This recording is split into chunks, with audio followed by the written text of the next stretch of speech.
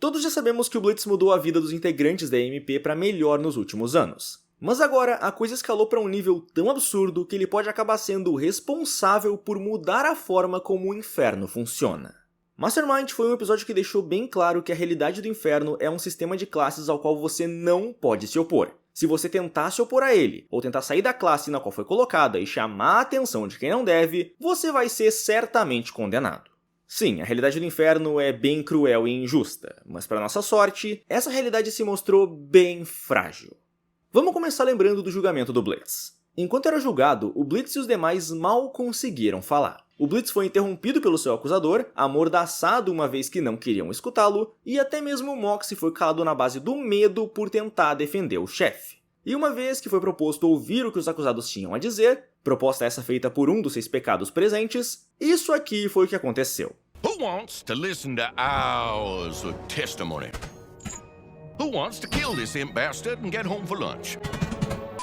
Essa frase explicou de vez o modo do Blitz pensar. A frase "é o inferno, ninguém se importa", apesar de bem próxima da realidade, não é tão precisa. A verdade é que, no inferno, ninguém realmente relevante se importa. E isso se provou um fato. E sim, eu sei que vão falar da Bee, do Ozzy e do Vassago. Só que esses 3 aqui, no final, não se importaram por injustiças, mas sim por ser o Blitz a ser julgado e por termos o Stolas no meio. A Bee e o Ozzy só apoiaram o Blitz por já terem história com ele. E o Vassago, por mais icônico e incrível que ele tenha sido, e sim, eu amei o personagem, só interveio porque o Stolas, aquele sobre o qual o julgamento se tratava, nem ao menos estava presente. O que sim, é algo absurdo, mas no fim nos mostra que o único motivo para qualquer um no tribunal ter dado a menor chance que fosse pro Blitz e pros demais, foi porque conheciam os envolvidos no julgamento. A Bee conhecia o Blitz e a Luna, o Ozzy conhecia o Blitz e namorava um dos melhores amigos dele, e o Vassago conhecia o Stolas e parecia se importar com ele. Ou isso, ou viu que o Andrelfus não estava sendo lá muito honesto nesse julgamento. Se bem que é até ridículo ele ter sido o único a notar, porque convenhamos, o Andrelfus não se esforçou para mentir aqui. Lies! Mas no fim, uma coisa é certa. Se fosse qualquer imp desconhecido no lugar do Blitz, ele não teria tido a menor chance e no fim teria sido executado. Tal como aparentemente sempre acontece. E pra quem for falar que eu tirei essa informação do nada, vale lembrar que a notícia no celular do Blitz deixa isso bem claro. O Blitz e os demais foram os primeiros a saírem vivos após a condenação de morte vinda de um pecado.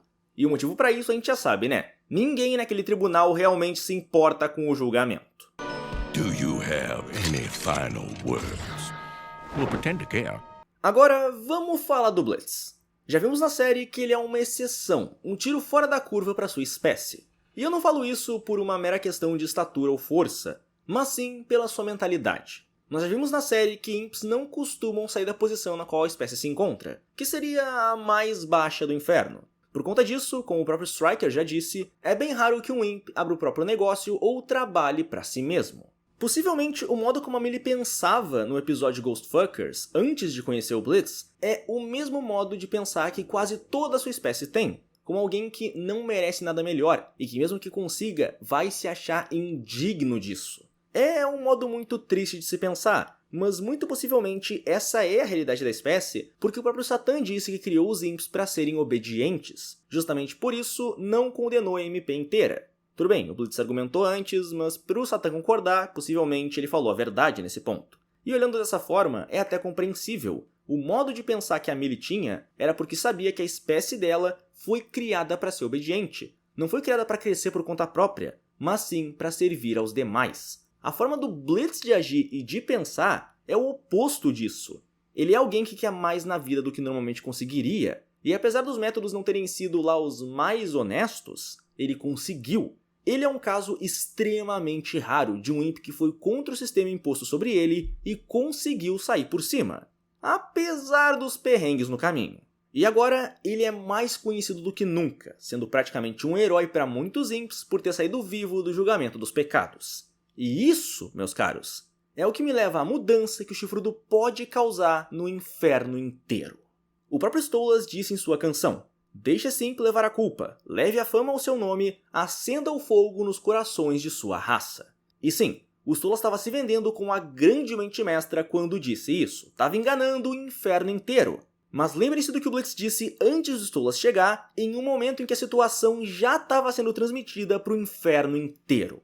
All I was trying to do was rise above the stupid fucking place you all forced us into! Essa frase, vista por todos, poderia muito bem transformar o Blitz em um mártir e inspirar muitos da sua espécie a ir atrás de coisa melhor, colocando assim em risco a atual ordem do inferno, indo totalmente contra o que o Satã queria ao transmitir a morte dele para o inferno inteiro.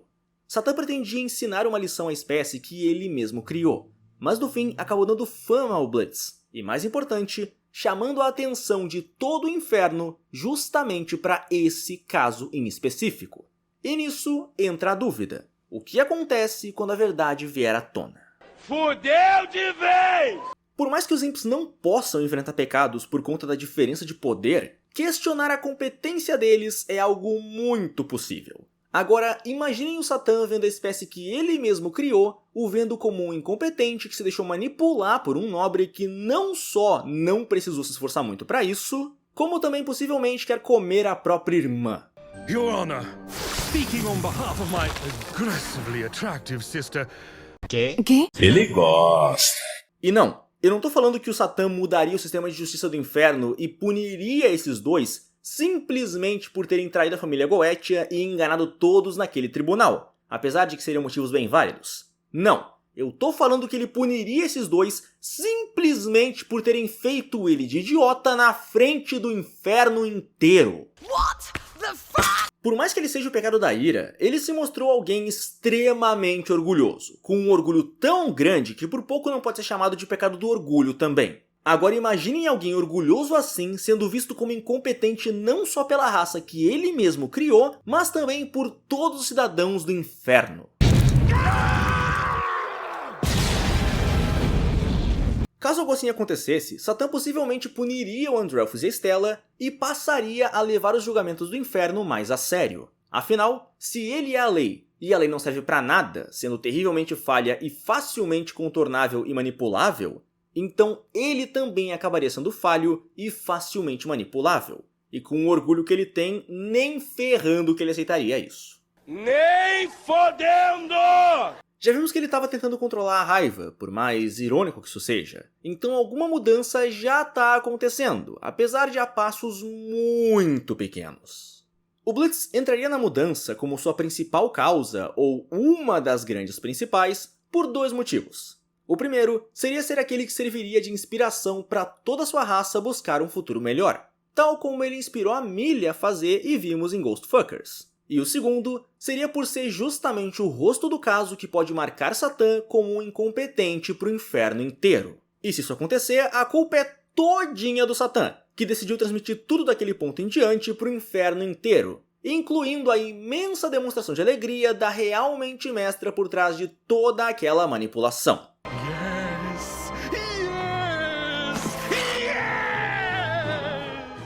Fora também essa ceninha aqui. What about my daughter? She'll be safe and sound. With her mother, the wholesome parent. I guess that settles it. E o que essa cena tem de mais? É bem simples até. Por um lado, você pode dizer que é só o Satã cagando pra tudo. Mas por outro, você pode falar que é o Andrelphus manipulando o pecado da ira. De um jeito ou de outro, se essa narrativa passar, vai pegar muito mal pro pecado que se diz a lei. E isso nem tem que ser um fato. É só o povo começar a falar e isso chegar no senhor orgulho aqui, pra ele ficar assim.